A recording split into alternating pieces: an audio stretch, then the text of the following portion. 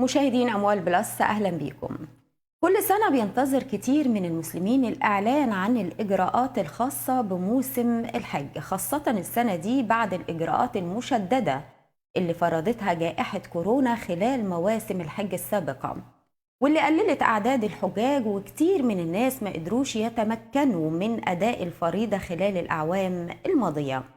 والسنة دي فاجأتهم الحكومة بقرار صادم بإلغاء الحج على نفقة الدولة لهذا العام، مع تقليل أعداد بعثات خدمة الحجيج اللي إلى حدها الأدنى. يا ترى إيه حقيقة القرار ده، وهل هيقلل من أعداد الحجاج المصريين؟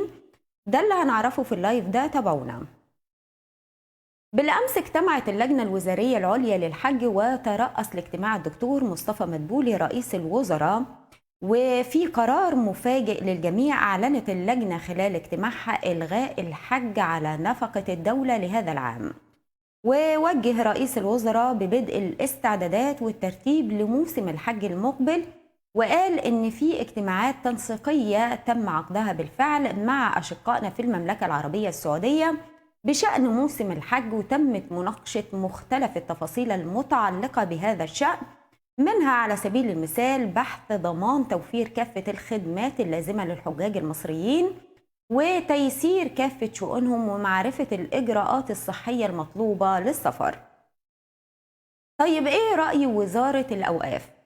لا حج على الإطلاق لأي شخص على نفقة الدولة. بالجملة دي صرح في وقت سابق خلال هذا العام الدكتور وائل جمعة وزير الأوقاف اعتراضا على أن تمنح الدولة بعض الأفراد حج مجاني على نفقتها.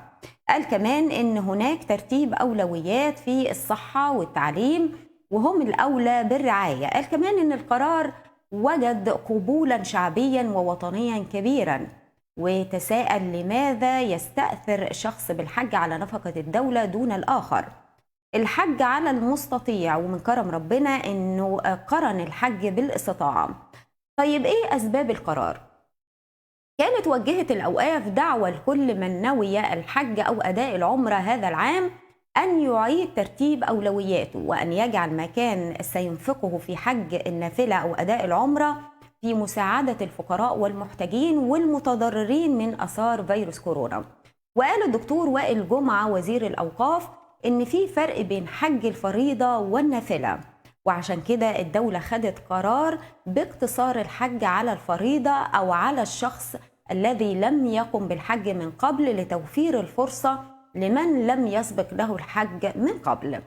قال كمان إن حج النافلة فايدته بتقع على الشخص فقط، ولكن قضاء حوائج الناس بيعود بالنفع على الكثيرين، وإن القرارات دي بتأتي في إطار تحقيق المقاصد الشرعية، قائلا: نتمنى يكون في السنوات القادمة لا حج على نفقة الدولة ولا حج إلا للفريضة.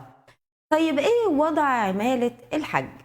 حاليا بتسعى وزارة القوى العاملة إنها توصل لاتفاق مع المملكة العربية السعودية لتنظيم إجراءات سفر العمالة المصرية الموسمية إلى السعودية للعمل في موسمي الحج والعمرة خلال العام 2023، واللي هيعلن من خلاله مستويات الأجور وزيادة في المنح والبدلات والحوافز التشجيعية.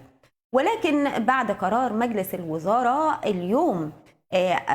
الأمس بتقليل أعداد بعثات خدمة الحجيج إلى حدها الأدنى، من المؤكد أنها هتحاول تقليل الأعداد بما يتناسب مع القرار الوزاري الجديد. قل لنا رأيك في قرار الدولة بإلغاء الحج على نفقتها. شكرا لكم وإلى اللقاء.